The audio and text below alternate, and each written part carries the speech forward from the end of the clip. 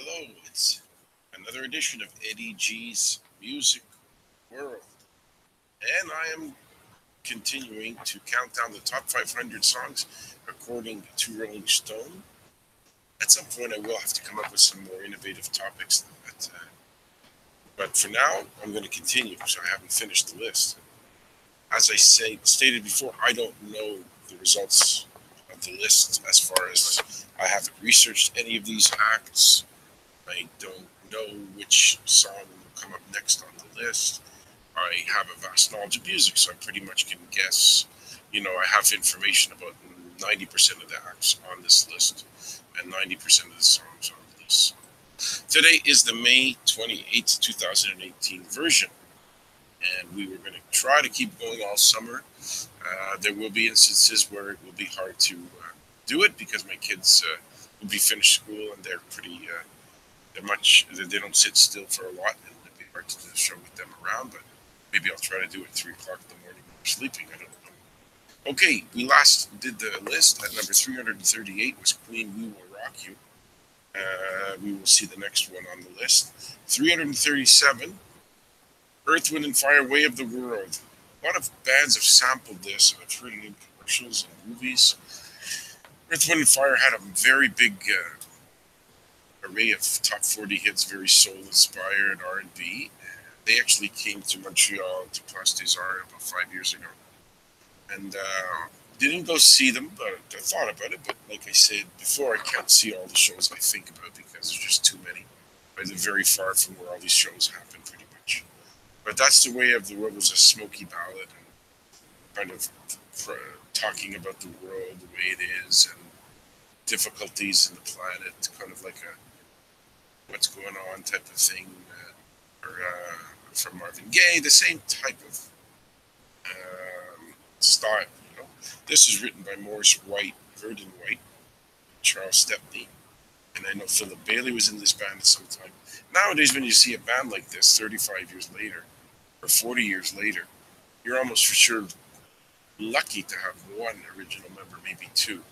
And I can't keep up with who's in that band right now because there's been a lot of people in and out of that group.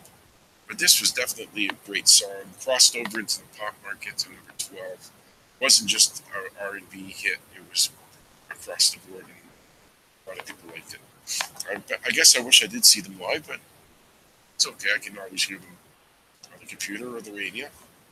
Number 336, The Doors.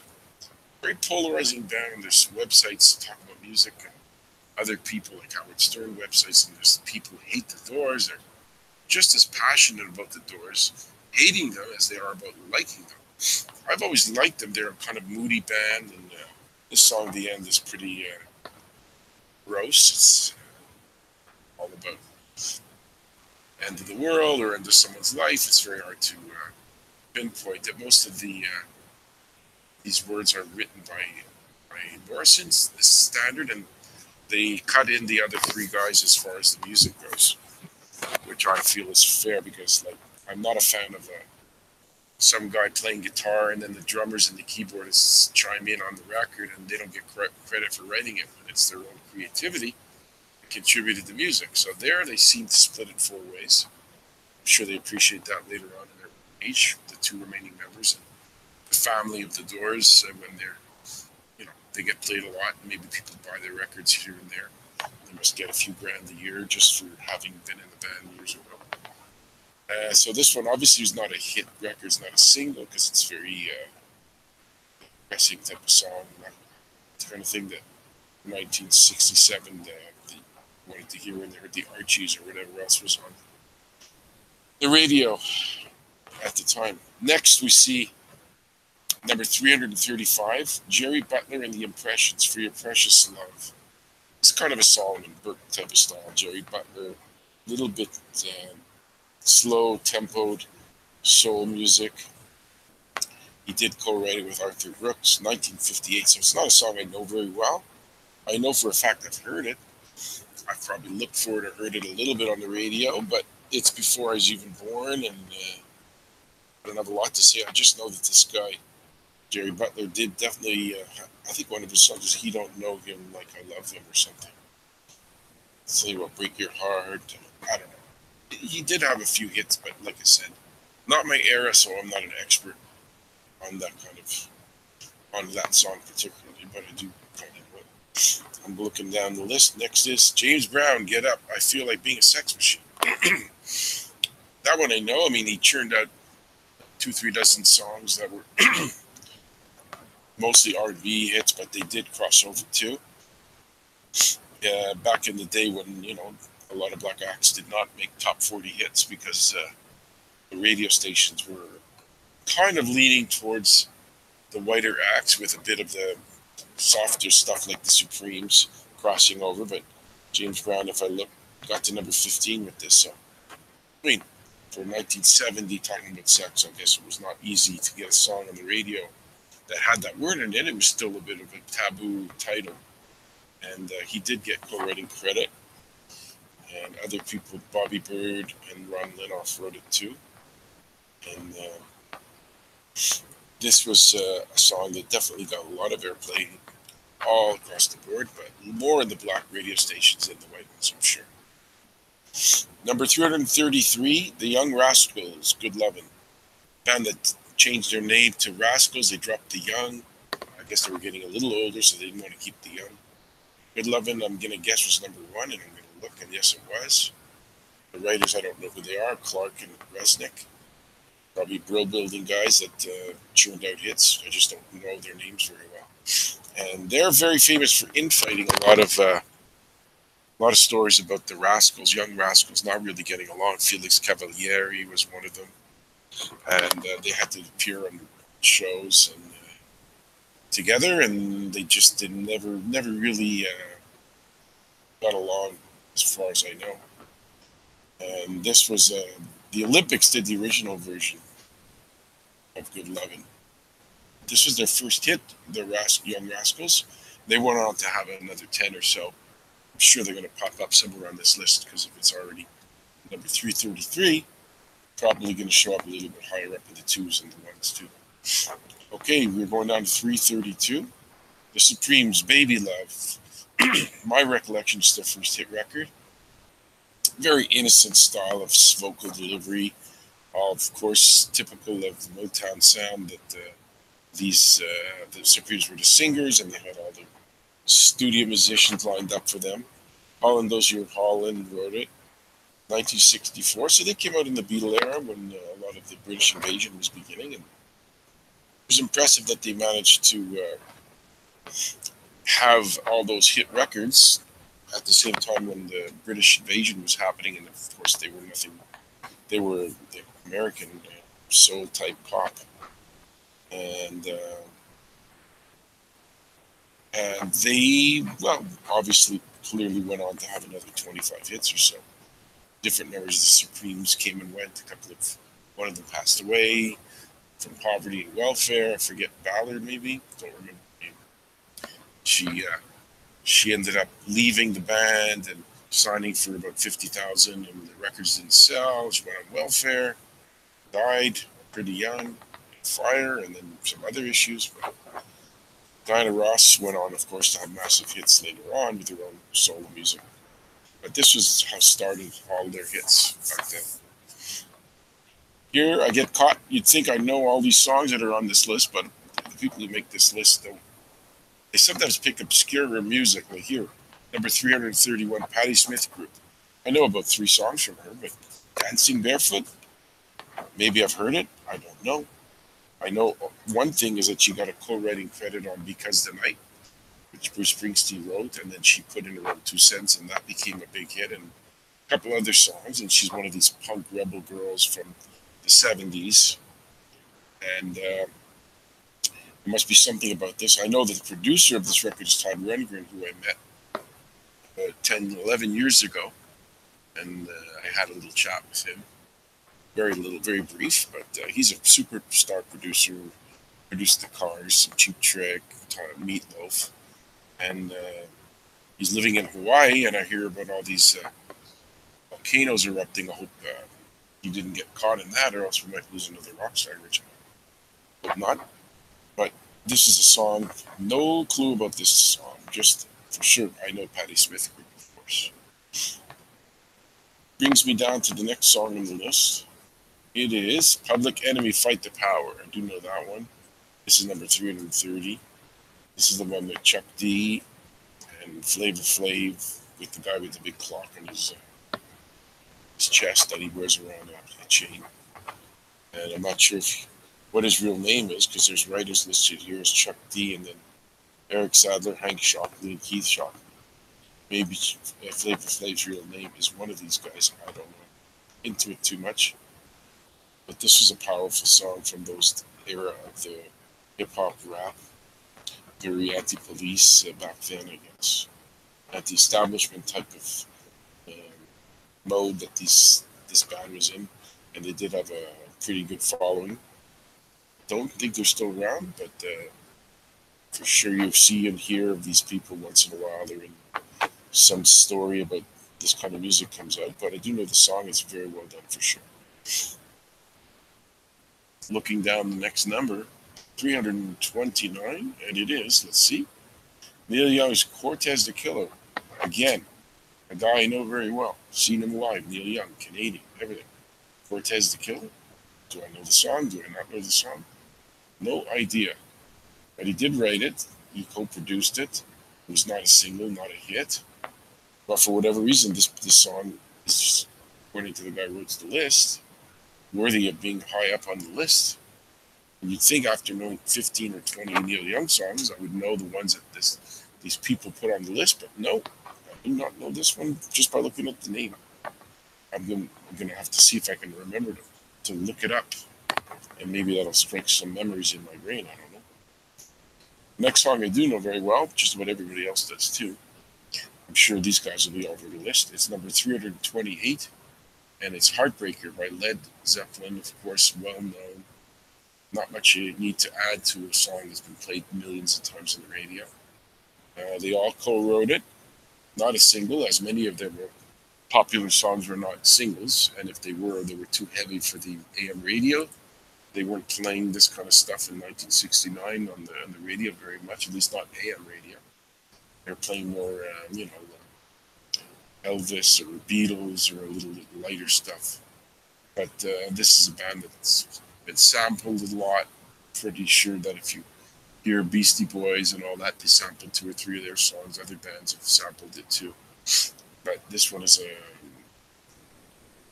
it was also, I think it was a single with Livin' Levin made Just a Woman. I remember sister about that in 1968 or 69, I guess.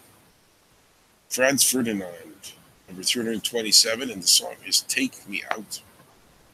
There's a song Franz Ferdinand did that I know. Don't know if this is the one. Another mystery song. And maybe it's worthy of checking out. I wish I remembered the song I do know from Franz Ferdinand. There is one. But off the top of my head, I can't remember it. Just the other day, last week, I was talking to someone waiting outside the schoolyard. And I mentioned how Alice Cooper's School's Out was always played when school was finishing when I was a kid. And here it is at number 326. Alice Cooper's song, School's Out. Alice Cooper being a weird situation wherein the band was called Alice Cooper. But over a 5 or 10 year period, the members started to leave and different changes happened. Vincent Furnier, the lead singer, stayed. So he kept the name. I think other people, I've heard that he's had to compensate other members' originals to use the name. Because, like I said, it wasn't a solo act. When it started, it was a band. So he's had to compensate every year, if what I hear is correct. This song was co-written with all the members, probably from the band. Michael Bruce, I know Glenn Buxton was in the band. Dennis Dunway sounds familiar. Neil Smith, I don't know. The producer was Bob Ezrin, famous for Pink Floyd production, Kiss. He produced some huge albums back in those years, and this was one of the main ones that he had very successful. The album, I believe, was called School's Out too. And this was a massive anthem for sure. Whenever school finished, they used to play it on the radio. It was always the 22nd of June around. The kids would be so excited to run out of that school, to go home, try to forget about all the books that they had to read and teachers they had to listen to and bratty kids they had to hear. I've seen Alice Cooper 2 times. Very good music. I mean, the gimmicks, it's like saying, would they be as good without the gimmicks? Probably pretty good. Like Kiss, if you took away all the makeup, would they still be good? I think they would. And same thing with Alice Cooper. He did have some great songs out, and whether or not he chopped little dolls' heads off or not, he still put forth good quality music. Another Jimmy Cliff song, second one on the list. This one I'm not sure if I know it or not. Many Rivers to Cross at number 325. Okay, what do I know about this song? I just know Jimmy Cliff was like Jamaican star of reggae back then, early days. Had a film called The Harder They Come, which was popular. And this obviously reflected that era of his music. So, Jimmy Cliff never really was a major top 40 guy, but he did have some good songs. I look next, and of course, I was just talking about Pink Floyd, and here they are. Number 324, Pink Floyd's Wish You Were Here.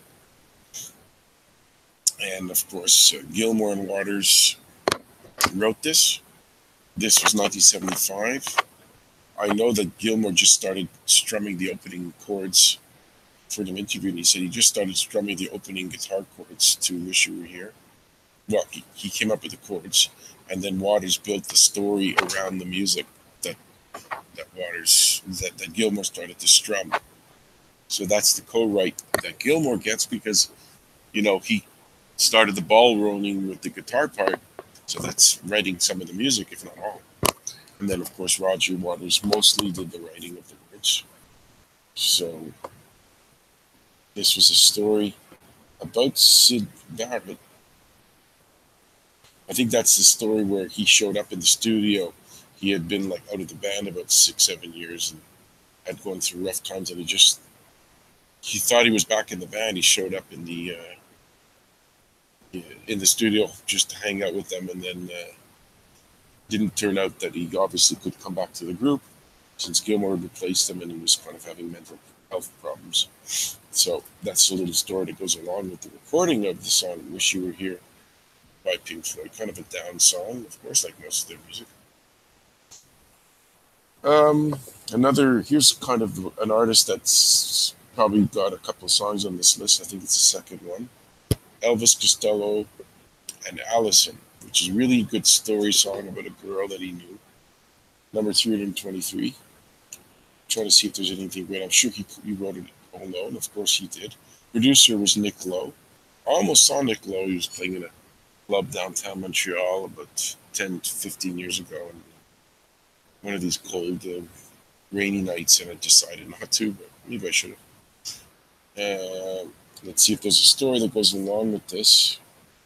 I guess it's basically the backup band, it says, was Huey Lewis's backup. The Huey Lewis band, which was called Clover, later to become the News. But Lewis was not on the album. But he says it's a story about love, the thin line between love and hate, which is relatable to most people, this story. Maybe he knew an Allison, maybe he didn't. It doesn't really, I haven't found anything deeper than that. Number 322, The Animals, Don't Let Me Be Misunderstood. Great song. I did see the Animals live about 12, 13 years ago. Eric Burdon, I'm sure, was the only original member of the Animals that was doing the show, since the others either passed away or no longer part of the band. And this is not written by Eric Burdon.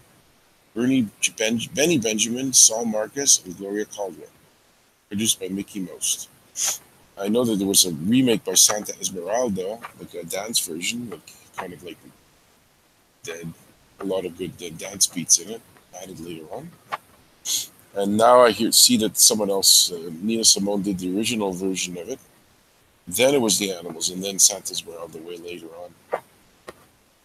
But somehow they liked the song, they heard it, and they did a great version of it. So this is a classic Animals song. I know that Bob Lefsetz, this guy, writes about music said he once showed up at a low-paying music job, and Eric Burdon showed up, and he was surprised that he would do some kind of a show, like maybe very minor money, but the guy showed up and maybe didn't write some of these songs, maybe ran out of money in his old age, has to keep working. And next is 321, another Pink Floyd song, Comfortably Numb. I always heard it as a drug, coming in and out of a drug haze type of song. Let's see who wrote it. We know Waters wrote it because he wrote everything pretty much. Let's see if Gilmour gets a credit. Yeah, he does. Great for him. That's why he's got the big house. From the same album as the Wish You Were Here, Bob Ezrin produced again, 1979. No, this is the Wall, not the one from before. And okay, I remember a story about this. Some doctor gave him tranquilizers before a show when he had hepatitis, and I guess it's about his haze that he came in and out of, and it was hard to perform live because he was kind of numb from all this medication that a doctor had given him. And this, of course, is not a hit song because they don't sing about drug hazes in Top 40 Radio in 1979. I'm going to see what the next song is. And it is Screamin' Jay Hawkins, I Put a Spell on You. I do know this one, number 320. There's a guy, I think he was the guy that used to go in a coffin. He used to come out in a coffin, and they would open the coffin, and he'd come out with a cape on, and he'd sing. This was covered by CCR later on, Creedence Clearwater Revival. And this is the original. I wonder if he did co-write it, so that helped him out with some other guy, Herb Slotkin. I'm trying to see if there's anything else memorable about this. But he used to drink a lot, I've heard, especially when he did his live shows. And Alan Freed came up with the idea of coming out of the coffin. And that was his famous thing. This is 1956, so wow, long time ago.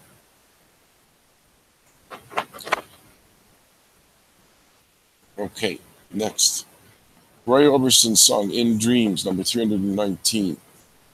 I do know this one, but it's not one of his most famous songs that he did. Orbison co-wrote it with somebody named Joe Melson. Did get to number 7 on the charts. I do know it. I just wish I could remember exactly how it goes, but I can't. He dreamed up the lyrics. I've heard that. And of course, Roy Orbison's many stories about him. I think he lost his wife in a fire. He had a bad motorcycle accident. Bad eyes. That's why he wore sunglasses all the time. He was in Traveling Wilburys in the 80s. And he passed away probably early 90s. Something like that. And he did a duet with Brian, with Katie Lang sang with him. And he was very influential from the Sun Studio time era with Elvis. He knew Elvis back in the day and recorded for Sun Records for sure. Here's another guy coming from this is a band that did a version of a song that Roy Orbison did too. Wake Up Little Susie, the Everly Brothers. Well, they did Dreams, which I think Roy Orbison did as well. But this song, Wake Up Little Susie, had nothing to do with Roy Orbison. This was Boudleaux and Felice Bryant wrote it. This is a band where the Everly Brothers, one brother has passed away. One of the brothers had the misfortune of having a son-in-law called Axl Rose. I don't think that worked out too well because I think Axl was not nice to his daughter. I think there was some kind of alleged abuse of his daughter. So it wasn't a marriage made in heaven. I'm sure whichever one of the Phil and Don Everly was the father-in-law, father-in-law, was not a fan of Axl Rose, and the marriage lasted 6 months, I think. But this song got banned in Boston because, of course, it's about men, boys, teenagers like hanging out a little too long, and alleging things that might have happened between them. And for 1957, that's a bit controversial, and that did not. That was a number one hit, but it was a little controversial too. Number 317 is Black Sabbath, Iron Man. Got a lot of airplay, overdone quite a bit on the heavy metal rocks radio stations that I've listened to. Of course, it did not make the top 40, but what do you expect? A song about a monster that goes around terrorizing people is not likely to be a record in top 100. Got to number 52. Of course, famously, Tony Iommi played without two tips of his fingers, which he lost in some new guy was on the assembly line in an industrial company making metal products, and he had to do some work. Tony Iommi, and it sliced off two bits of his fingers. But he maybe that's about himself. I'm not sure the connection. But apparently that accident inspired Tony Iommi's to partially come up with the song Iron Man, because it's a co-write for the whole band. So obviously other members contributed to the writing. Probably Ozzy wrote some of the words because he wasn't really he didn't write music that much or play any instruments. Number 316 is Tina Turner's song, What's Love Got to Do With It? Great story about this one. This became the number one hit. It was when Tina left. Like, Tina had left Ike Turner in the mid 70s with I think it was a mobile gas card and $30, and she had some money coming in for co-writing or writing Nutbush City Limits, like publishing money. But she basically showed up at bars and said, "This, give me something, I'll sing for you." Like no manager, just trying to survive.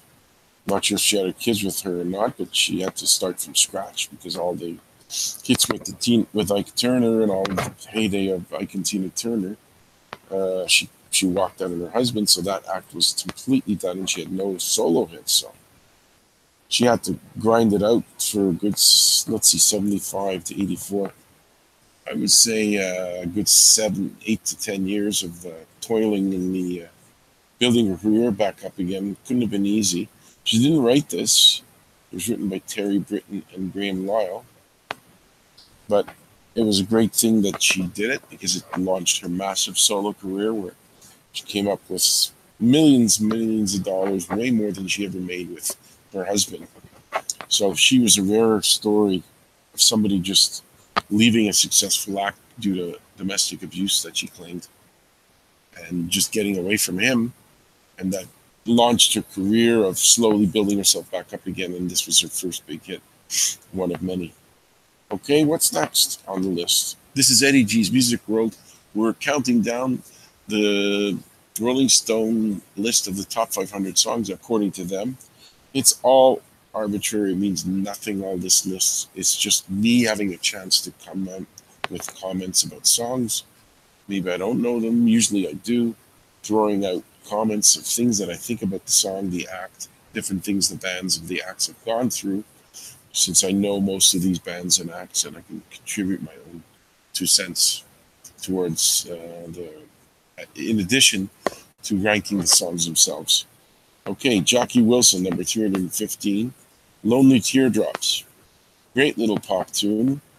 Trying to see, Berry Gordy co-wrote it with his sister, Gwen Gordy and Tyrone Carlo. So this is just about the same time when he launched Motown. Berry Gordy was a writer. He wrote a couple of songs for people. I'm not sure how much. I think if I remember correctly, he was kind of not too thrilled that he didn't make a lot of money, and that made him. Maybe that inspired him to start a record company and made a lot more money. I know Wilson was accused of raping. I think it was. I can't remember who the singer was. She claimed, I think it was the one, Patti LaBelle. I think that was her. And she claimed that he had raped her. Not nice, but maybe that's what happened. He's not alive anymore, so there's not much you can say. He died in 1984. Had some health issues, heart attacks, comas, etc. But he did have a successful career. We're going to see what's next on my list. Number 314, Frankie Lyman and the Teenagers. Why do fools fall in love? Famous for being a guy that rose up, signed to a record company, which was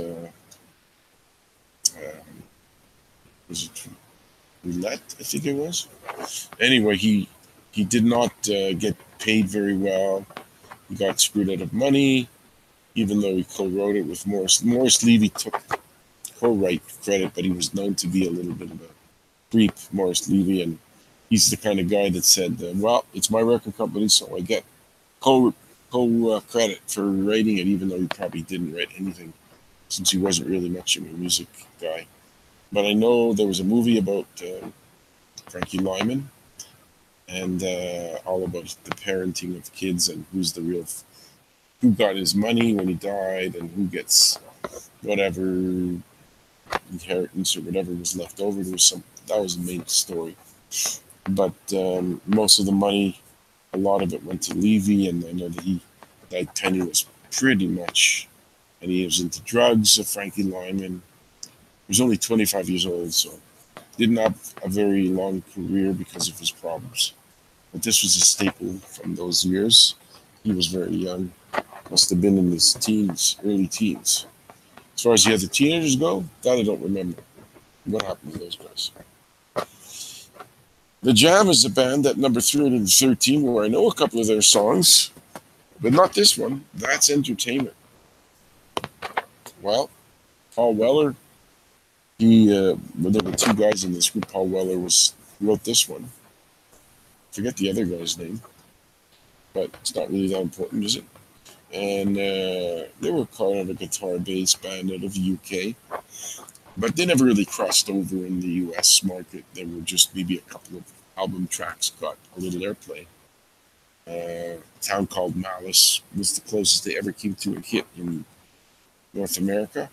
Then there was another song or two that I liked, but they were probably popular for years to come, but never were like, it's like, let's say they came out when The Clash came out, which I think they did around the same time. The Clash kind of eased slightly towards the pop market after their second or fourth album, whatever it was. They kind of got a little softer in their music. And the Jam were never really heavy metal. They were punk, but not overly punk. They were more experimental, I don't know, verged on art rock type of thing. They were not like typical punks like the Sex Pistols. So they had their highlights of careers. So. Here's an anthem from James Brown. Say It Loud, I'm Black and I'm Proud. I know the song, number 312. I think I heard that James Brown, who got a co-write with Pee Wee Ellis, he had to sue to get a lot of this money wasn't getting to him until he was much older in the 80s or 90s. He had to go to court and fight for the publishing and fight for the writing credit. And I think he got a lot of money later on, but I don't think he was making big money at the time. Because a lot of these record companies, they were not very fair with their artists, and they didn't really pay him well at the time when the songs came out. So, and if he was well known for his, he had a car chase with the police in the 80s or 90s. He's had drug problems, so he's had quite a career.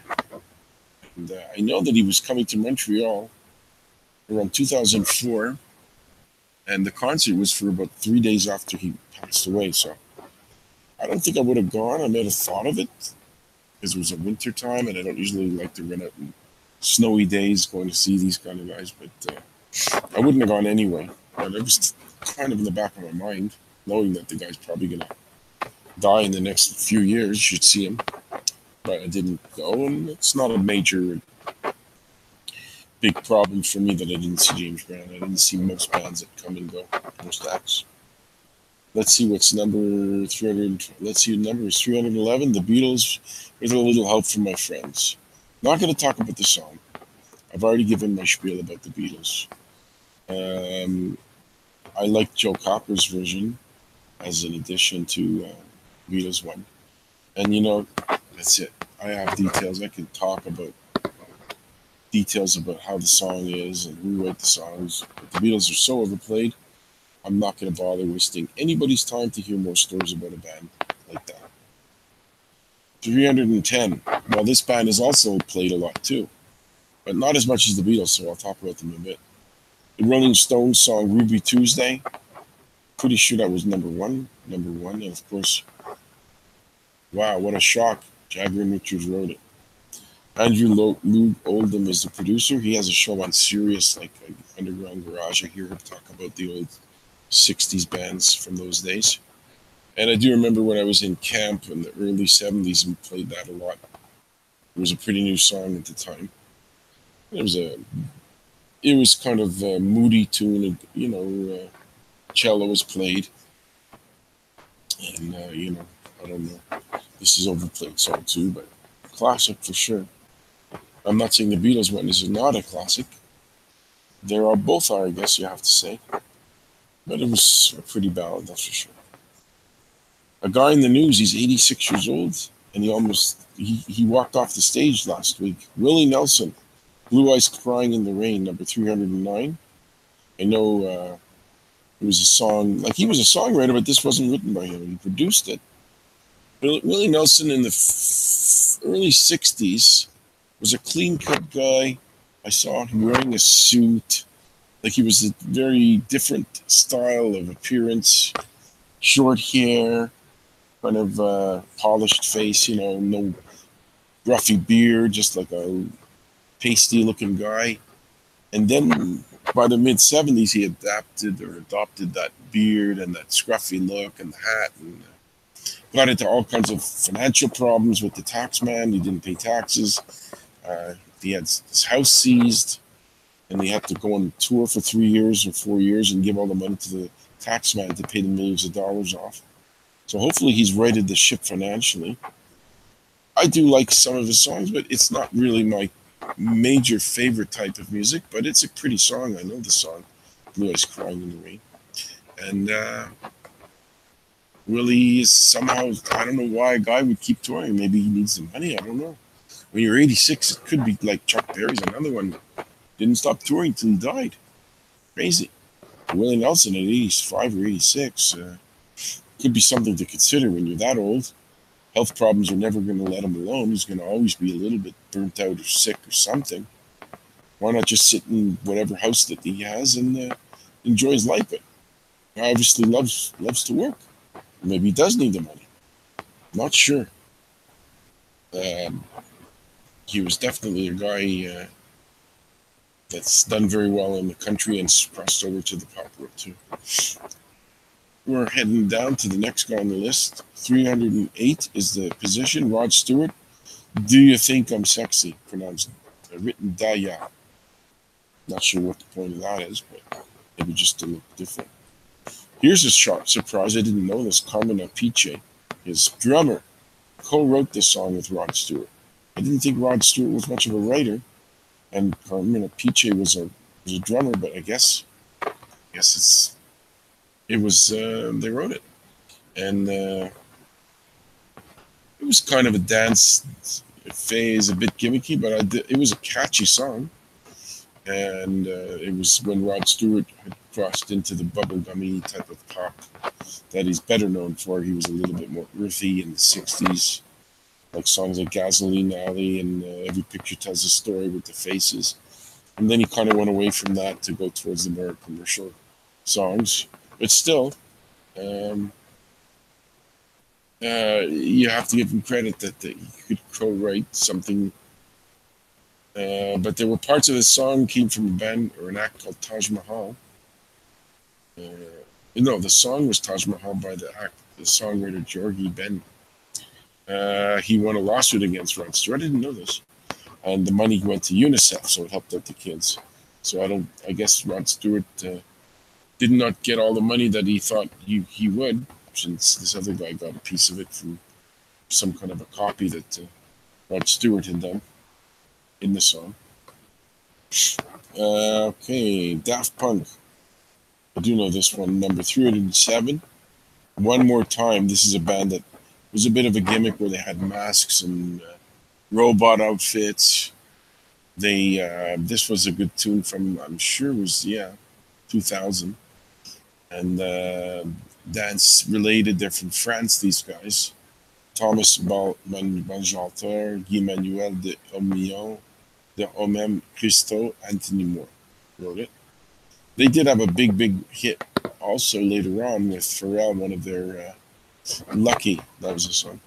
So they managed to have a very big following in the electronic music field, synthesizers, dance. I don't know what every other category they came up with. So I did like them. They've been to Montreal a few times. Never went to see them. I don't think I ever will, but they're definitely represented the times of the early 2000s, maybe 2011 or 12, whenever they came out with Lucky, and they probably would do well without those masks. But obviously, it helps to have a robot face. Look at bands like Kiss. It helped their sales to have a bit of a gimmick. Here's an act that, unfortunately, I gotta repeat myself. I'm just sick of her music. Madonna, Like a Prayer, number 306. I liked it when it came out. It was a catchy song. It still is a good song, but when you snap open the radio and you hear it for the 8,000th time, Like a Prayer, it starts to get you a little bit annoyed. But it says she co-wrote it with somebody named Patrick Leonard and co-produced it. So she's more than just a pretty face. If she could write songs and produce songs or co-produce. And I think it was people got a little mad about this religious discussion. The church didn't like it because there was a lot of symbolism about churches, and, religious, symbolic religion in the video, and got her a little bit of controversy, which at the time, that was good. Controversy is what sold all those records, I guess. Well, a lot of it, anyway. Blondie is the next song, number 305. One Way or Another, I see this on TV. There's ads for Swiffer and cleaners and all this stuff, and they use that song. Deborah Harry and Nigel Harrison co-wrote it. Mike Chapman produced it. I think he produced some records for Sweet. This is 78. I don't remember being that huge a song, but it's because of the commercials that it's on. You hear it on the radio a lot. And Nigel Harrison, was he in the Talking Heads? I get Blondie and the Talking Heads mixed up a little bit, but he might have been in the Talking Heads. They were bigger in Europe, and then later on, slowly they morphed into a big pop act with Rapture and Heart of Glass. And this is kind of at the beginning stages of their popularity in the States. Sign of the Times, about AIDS. They mention it. In the song, they allude to that disease. So that's number 304. Prince, of course, died a little over 2 years ago. And this was one of his better tunes. Came out in 87 already. Wow. He, of course he wrote and produced it because he's the guy that, super talented guy that can come up with all the brains to do all this. And I remember at the time it was kind of a song that you're surprised that it's a hit because of the words, talking about different issues in the country like AIDS, talking about a guy who died from a disease with his little name. So I guess AIDS is a little name. That's what he was alluding to. Next, we're going to see Neil Young, Heart of Gold. Canadian Neil Young, number 303. Heart of Gold, I'm going to guess, was number 1. That was his biggest song. Not an overly commercial song, but it hit a note with the American public that it went to number 1. And from the album Harvest, co-produced with Elliot Major, written by Young. Excuse me. And this was great harmonica played on it, and definitely became a mellow type of hit for him. Then later on, of course, he got into this grunge phase where he rejuvenated his career, but this was when he was kind of in the folk vein. So this represented his style at the time, at the early 1972. Well, his style was not just mellow music; it was a lot of harder edged rock songs too. We're getting close to the 300 mark. 302, Bob Marley and the Wailers. Get Up, Stand Up, Stand Up. I'm sure he wrote it. Well, he co-wrote it with Peter Tosh, who had a couple of songs that I know too. And Bob Marley co-wrote it. 1975.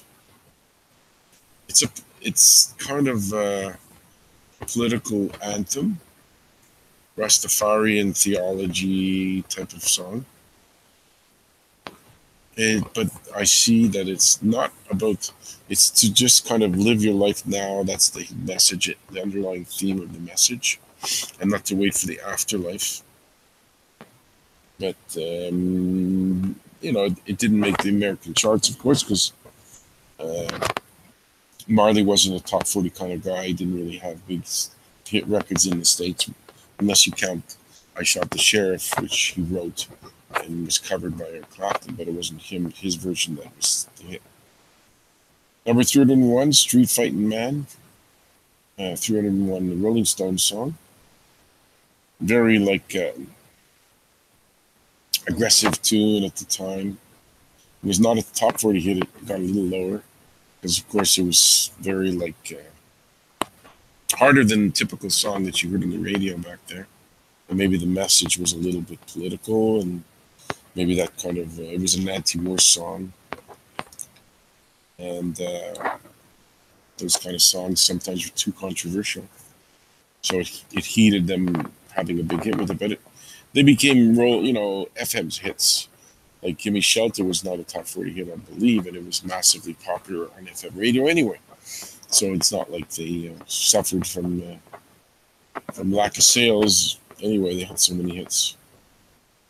Number 300, another band from the same area, England.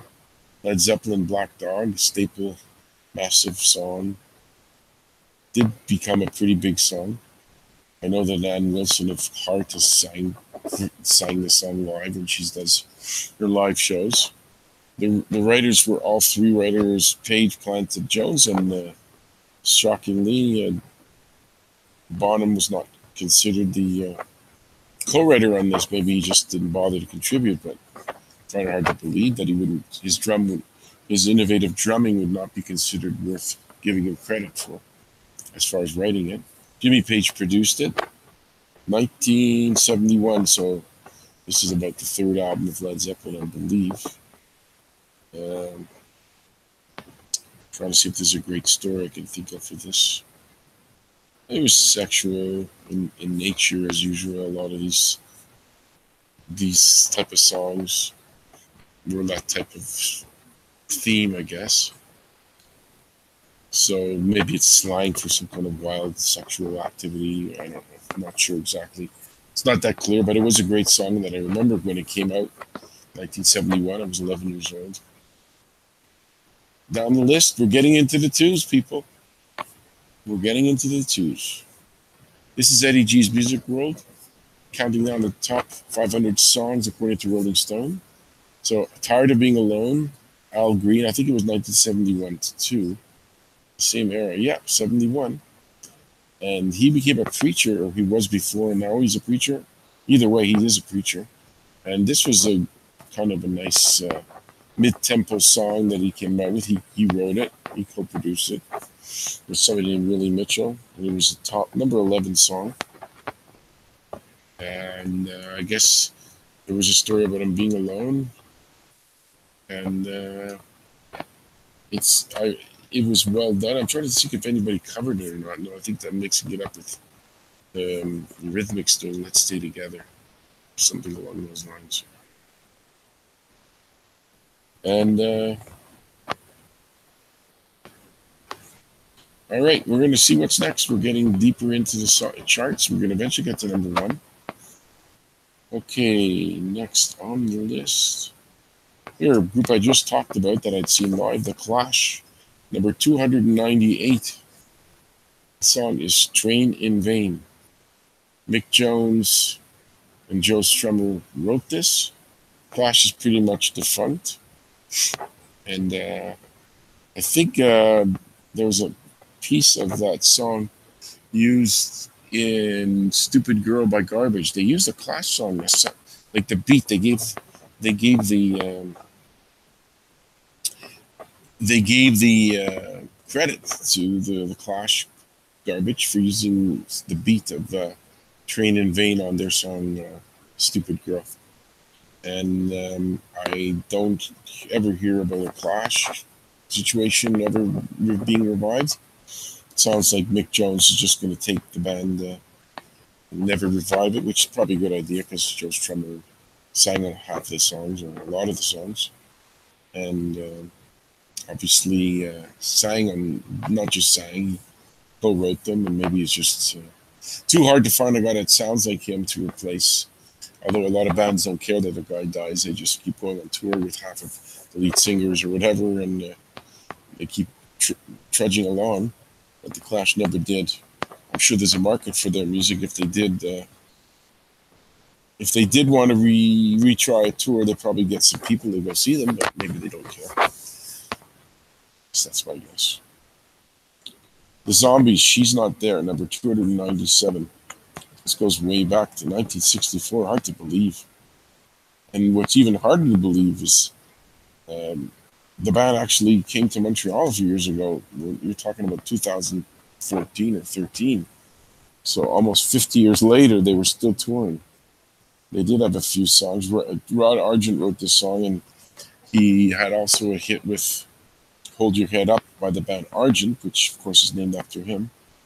And She's Not There was a great version, and it's a rare time where I find a cover version better than the original, because Santana did a cover version in the 80s, and it was great guitar soloing on there, and I really thought it rivaled the original. The original is great too, but this cover version deserves to be considered a classic as well by Santana covering She's Not There. Oh no, yeah, that's the right one. Okay, we're getting into a rap song. 296. Eminem featuring Dido. Whatever happened to Dido? I think I once checked into it, but she's pretty much obscure at this point. The song was Stan. From what I remember about the song, it's about a fan that wrote him a letter, and he wrote a story, Marshall Mathers, Eminem, about it, and how he interacted, and what happened when he either met the fan or I don't know. It's a long story. The story, I think, it was an actual obsessed fan. So I don't know how this original guy, Stan, whatever happened to this guy that inspired the song, but this is a big hit record. Not as top 40, but it got a lot of airplay, but didn't seem to make the top 40. But it's still, I remember getting a lot of airplay in Montreal when I heard it over the years. Next, another Beatles song, Big Shock, number 295, Can't Buy Me Love. I don't know. Should I say no comment at this point? Yeah, I might as well. How many times do you need to hear that story about the Beatles? I think you've heard enough. Next, 294, Barrett Strong, Money. That's What I Want, which of course was famously covered by the Beatles, who I just talked about, or at least tried not to talk about. This is the original Money, That's What I Want, which is also done by the Flying Lizards in the 70s, I believe. Barrett Strong was co-written by Berry Gordy and Janie Bradford, produced by Berry Gordy in 1960. So obviously the original was a Motown song, and later on we all went over it. So I don't know. I like the original of this. It was, I wouldn't say better or worse than the later versions like the Flying Lizards and the Beatles, but it was well sung by Barrett Strong. Not sure whatever happened to him. Okay, Run DMC, Walk This Way. This is number 293.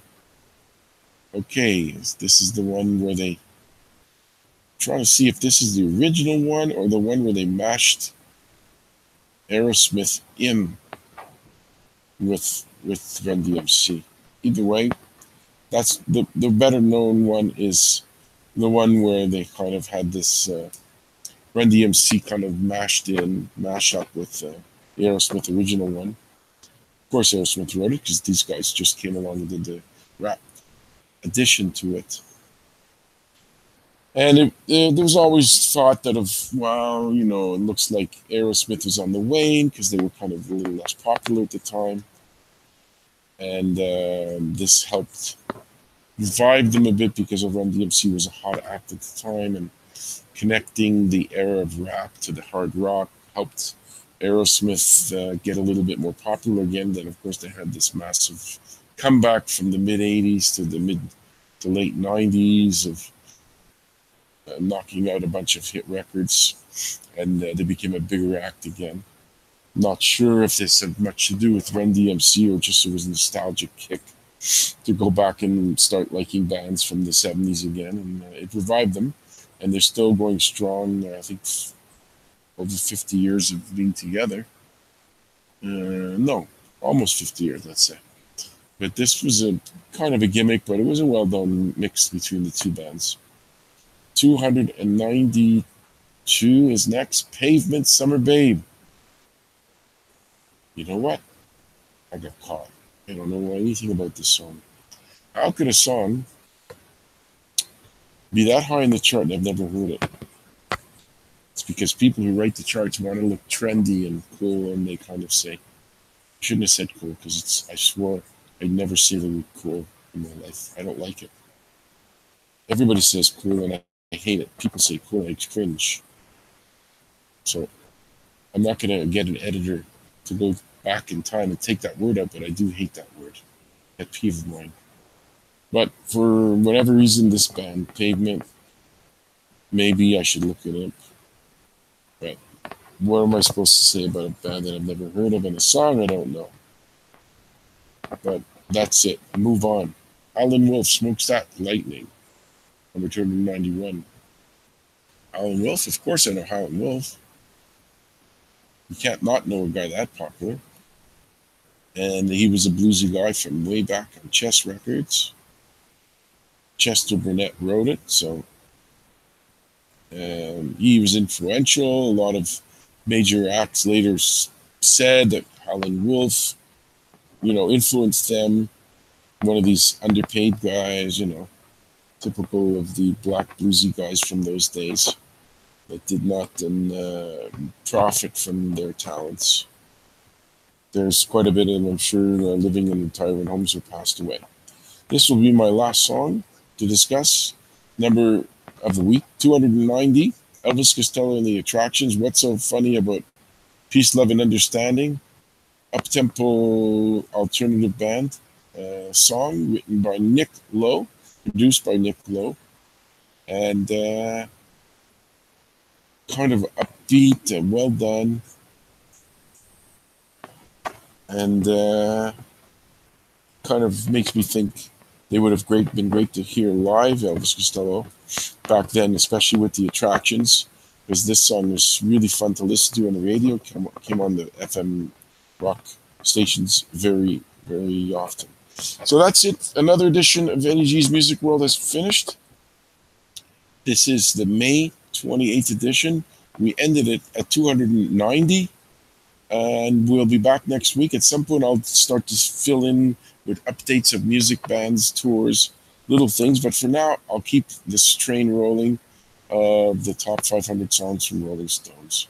So with that, I do say thanks, and I'm happy to have you listen, and thank you very much.